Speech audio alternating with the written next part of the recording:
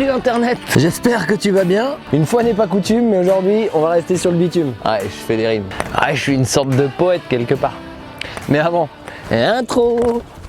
Salut, moi c'est Tom, je suis passionné de sport extrême et instructeur dans à peu près tout ce qui roule. J'ai créé cette chaîne YouTube pour te partager mes rêves et te faire vivre mes aventures. Alors installe-toi dans ton canapé et abonne-toi.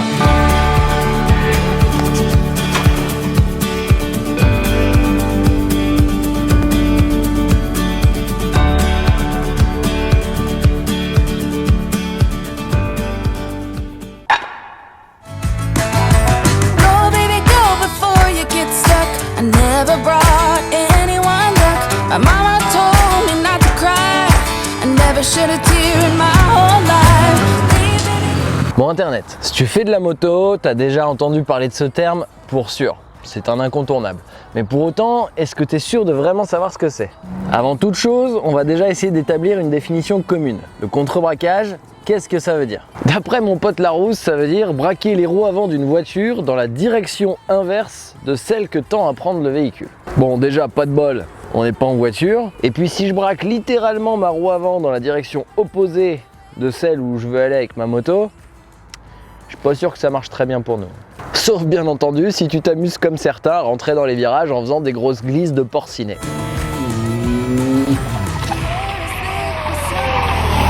Mais donc, dans le cadre d'une utilisation routière de la moto, je pense qu'on va être tous d'accord pour dire que du coup ce terme c'est un abus de langage. Mais bon, on n'est pas là pour faire de la sémantique, on est là pour essayer de conduire les motos. Autant en off-road, j'insisterai jamais assez sur l'importance des pieds pour gérer ta trajectoire. Autant sur la route, ça va se passer au guidon, avec cette fameuse technique dite du contrebraquage. Bon, j'espère que vous avez déjà tous remarqué que sur un deux roues à partir d'une certaine quantité de vitesse, que ça soit un vélo, un cyclomoteur, une trottinette, anyway, ouais je parle anglais.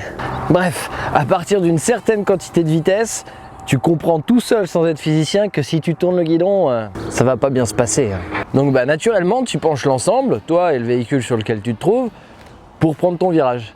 Et c'est assez naturel parce que sur un vélo, une trottinette, un Solex, à chaque fois, je te le souhaite en tout cas, tu es généralement plus lourd que l'objet sur lequel tu te trouves. Donc simplement par déplacement des centres de gravité et de l'équilibre, si tu te penches, le truc il vient avec toi quoi. Sur une moto, c'est vrai que ça marche aussi. C'est-à-dire que si je me penche, je déplace le poids, je déplace les équilibres, la moto va se pencher. Mais c'est clairement pas efficace. Un exercice qui est hyper révélateur, si tu fais un évitement et que tu galères à faire cet évitement, c'est généralement que tu essaies de le faire comme ça. T'es plus léger que la moto, hein. Donc la moto, elle réagit pas efficacement quand tu déplaces ton petit poids. Oui, parce qu'entre nous, le jour où je suis plus lourd qu'Hector, j'arrête la moto, je crois. Bon, d'accord, Internet, j'aime bien la fondue.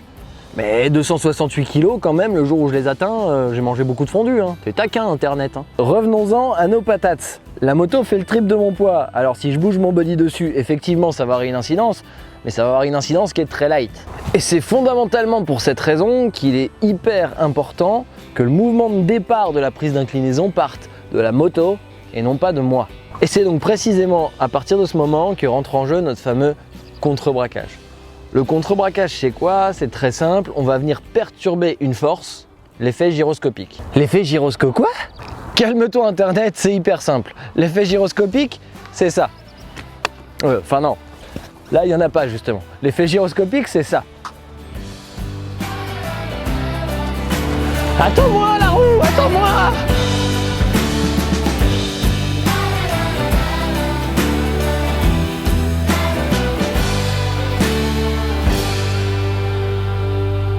Ah, moniteur, c'est un métier. Bon, j'espère que tu auras compris, l'effet gyroscopique, c'est la force qui s'applique dans une roue qui est en mouvement. Et donc cet effet gyroscopique, tu auras deviné, il est proportionnel à la vitesse. Plus la vitesse est faible, moins il y a de cette force, plus la vitesse est élevée, plus il y a de cette force. Concrètement sur le terrain, qu'est-ce que ça veut dire? Ça veut dire qu'à faible allure, tu as peu d'effet gyroscopique, donc ta moto est très maniable. Par contre, en contrepartie, tu as peu d'équilibre. À haute vitesse, tu as beaucoup d'effets gyroscopiques, donc tu as beaucoup de stabilité et d'équilibre, tu sens que tu peux naturellement lâcher tes mains et que la moto va continuer de tenir tout droit. Par contre, niveau maniabilité, je pense qu'on peut tous être d'accord pour dire qu'on repassera quoi. Bon les Internet, on récapépète. Quand on va pas vite, peu de gyroscopique, donc on n'est pas stable mais on est maniable. Quand on va vite, beaucoup de gyroscopique, donc on est stable mais plus maniable. Oh oui, c'est ça. Bon, maintenant ce qu'on veut, c'est se servir de cet effet gyroscopique. À partir d'une certaine quantité de vitesse emmagasinée, environ 30 km/h, en gros, il est plus possible de tourner la roue de la moto de droite vers la gauche, comme de ton vélo, de ta trottinette ou d'autres choses. La roue a qu'une seule envie, c'est d'aller tout droit. Sauf que toi, dans tes mains, tu as un guidon qui peut perturber cette roue avant remplie d'effets gyroscopiques. Et si tu essayes de perturber cet effet gyroscopique, qu'est-ce qui va se passer ? En gros, ta roue va te dire « Non, moi je ne peux pas tourner de droite à gauche ». Par contre, elle va te répondre en te donnant une inclinaison. Regarde, c'est très simple. Si je prends cette roue, je lui donne de la vitesse, que je pousse à droite, la roue se penche. Je pousse à gauche, la roue se penche. Oh bah c'est pas compliqué en fait.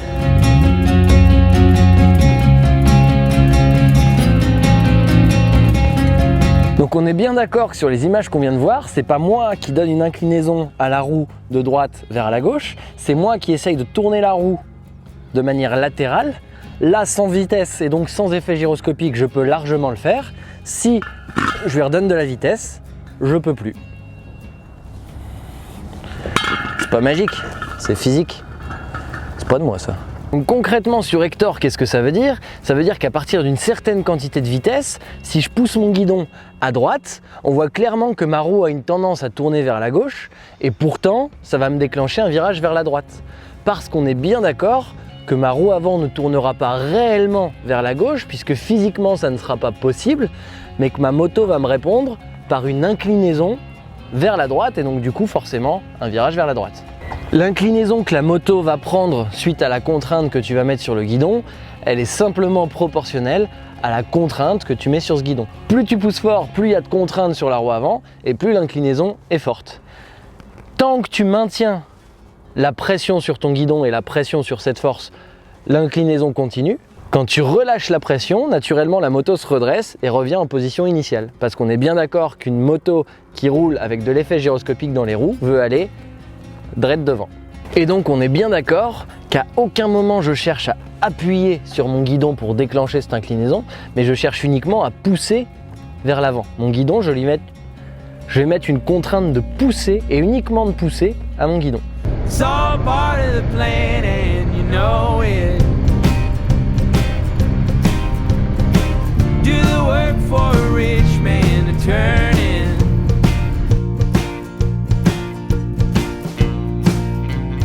Get what you're deserving.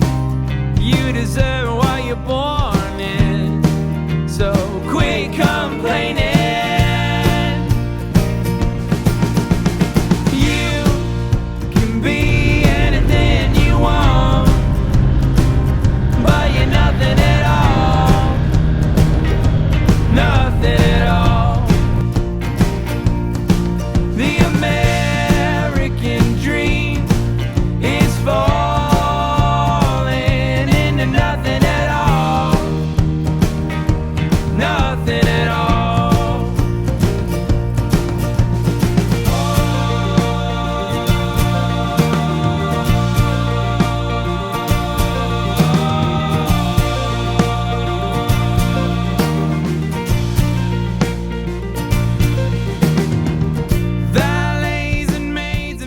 Bon, et la question maintenant, c'est pourquoi on n'utilise pas cette technique en off-road ? Bah déjà parce qu'en off-road t'es debout et que quand t'es debout pour aller pousser sur le guidon c'est quelque chose de vraiment pas naturel. Et ensuite elle rentre en action à partir d'à peu près 30 km/h. En off-road avec des GS, 30 km/h, on n'y est quand même pas souvent, à moins que ça soit de la piste très roulante. Donc la physique ça reste la même, si on utilisait cette technique ça marcherait.